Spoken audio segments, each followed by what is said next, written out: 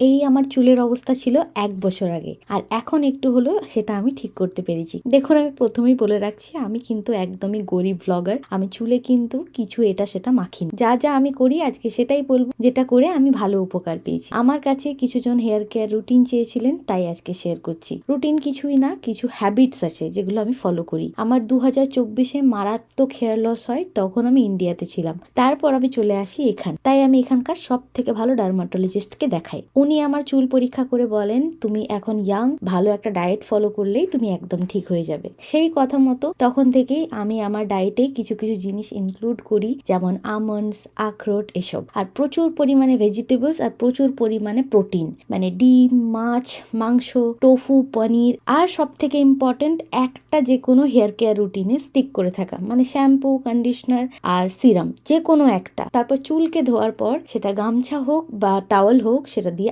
আস্তে করে মুছতে হবে। একদম জোরে জোরে টেনে মোছার কোনো দরকার নেই। আর সেটা শুকানোর পরে একটা যে কোনো সিরাম দিয়ে তারপর আলগা হাতে চুলটাকে আঁচড়ে নিতে হবে। তো এখানে আমি আরেকটা জিনিস চেঞ্জ করেছিলাম, সেটা হলো প্লাস্টিকের চিরুনি বাদ দিয়ে আমি কাঠের চিরুনি ইউজ করেছিলাম। এবং সব থেকে ইম্পর্টেন্ট জিনিস যেটা আমার লাগে, চুলটাকে আলগা করে বাঁধতে হবে। অনেকে অনেক টেনে চুলকে উপরে করে বেঁধে রাখে ক্লিপ দিয়ে, সেটাতে কিন্তু চুল অনেক ভেঙে পড়ে। সব থেকে ইম্পর্টেন্ট জিনিস, আমি একটা ভাইটামিন সাপ্লিমেন্টও ইনক্লুড করেছিলাম আমার ডায়েটে।